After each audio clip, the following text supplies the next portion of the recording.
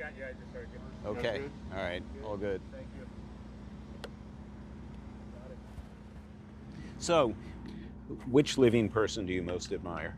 I admire anyone who is making a positive contribution to humanity, whether that is in entertainment or in technology, or, I think anyone who's sort of doing things that are really useful to the rest of humanity is, I admire them greatly.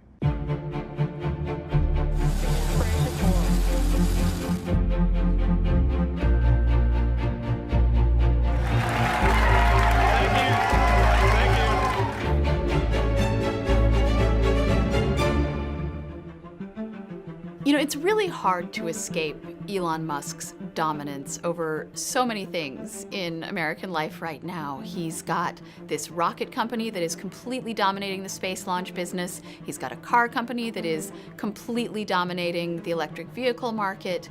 He's got 65 million Twitter followers, and he likes to make weird jokes and set people off. And sometimes with a single tweet, he can control the stock market or the value of various different cryptocurrencies. So this is a man who's just sort of become ever present across a lot of different sectors. And this was really the year that he came into his own. His goal is to make humanity a multi-planet species, and at a time in which NASA has abdicated its operations to put people in low Earth orbit, and for the time being at least, put people on other worlds, SpaceX has stepped in like no other private company before it around the world. So, Elon Musk's wealth is largely tied up in Tesla stock. He is not only the CEO, he is its largest shareholder.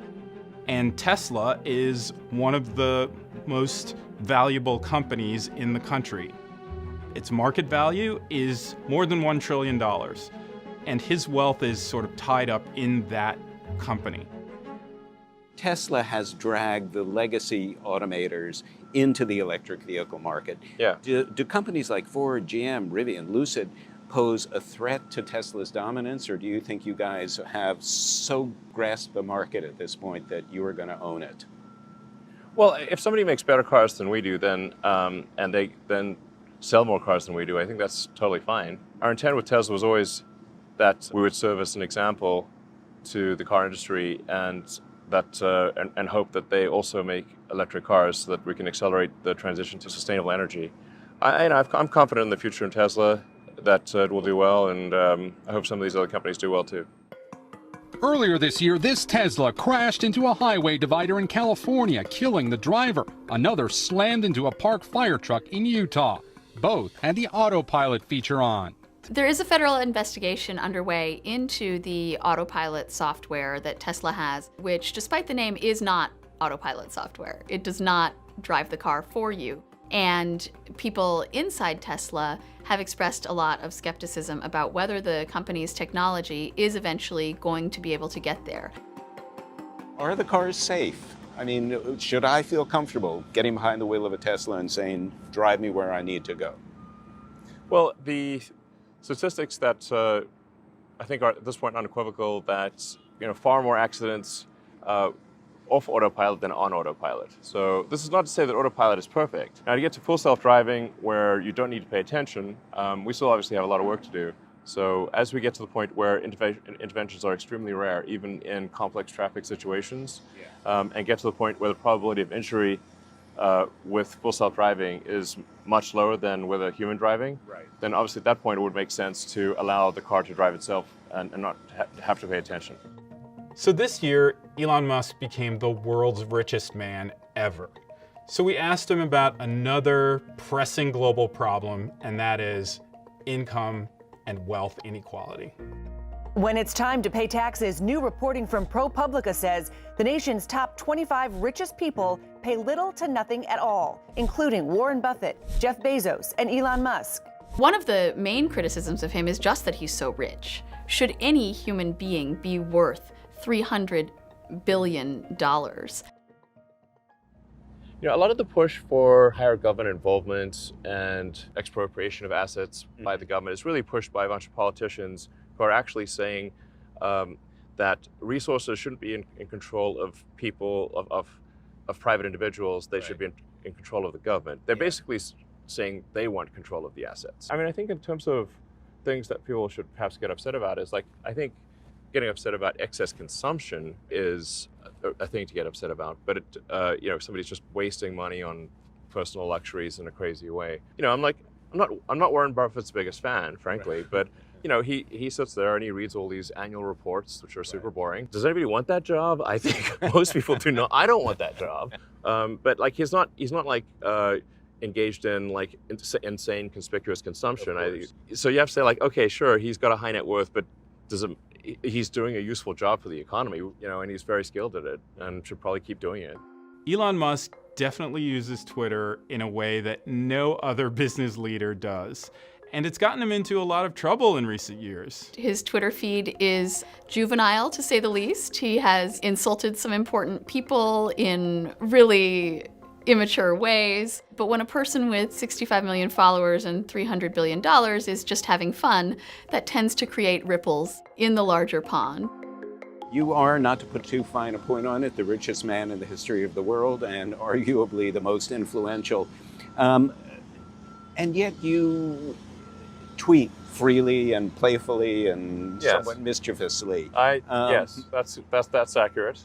So our feuds with policymakers are poking Jeff Bezos. Is that good for the overall brand? Yeah, I don't really think about brand optimization, to be frank, as is obvious from my tweets, which are often self-inflicted wounds or humor that I find funny, but not necessarily that many other people find funny. Right. You know, when you say take the red pill, do you worry about sending none too veiled? I said take both pills. Take both. Well, that's okay. All right. Well, yeah. But do you worry at all about activating, motivating the, you know, political fringe? Yeah, actually, when I said take the red pill, I didn't realize that was some like politically charged phrase. Right. I was referring to the Matrix. Yeah. You know, okay. Yeah. You know, make sure you accept reality for what it is. Right. But then it turns out it's like also like some like accept right-wing dogma thing or something. I didn't realize that at the time. You do have the ability to move markets with a tweet. Should any one man have that power? Well, you know, the markets move themselves all the time, and so, you know, especially Tesla stock has seen some very big changes in value from one day to the next based on nothing, as far as I can tell. So do statements that I make, are they materially different from random movements of the stock that might happen anyway? I don't think so. It's not like, you know, stock drops in half or something like that, right. You know.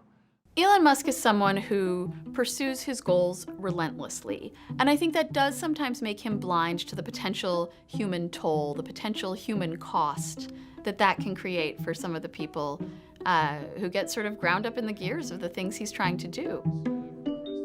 You've made statements downplaying COVID-19. You kept your factories open, running at the height of the pandemic. And well, actually, technically, I think there's a misunderstanding there on the factories front. Tell me about it.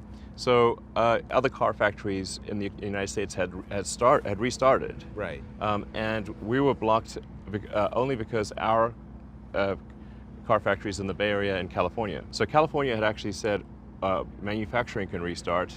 Right. And then Alameda County decided of their own accord that Tesla could not restart. Reopening the factory in Alameda was arguably a poor management choice. I think he was aware of the risks that his employees were taking.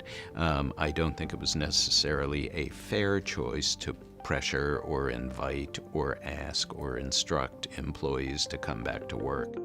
Are you vaccinated, if I Yes. may ask?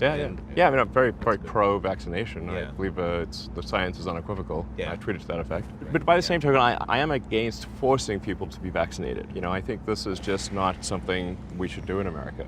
I think we should encourage people to be vaccinated, strongly try to convince them to be vaccinated, but not force them to be vaccinated, or for example, force them to get vaccinated or get fired. Elon Musk is incredibly influential in the cryptocurrency world.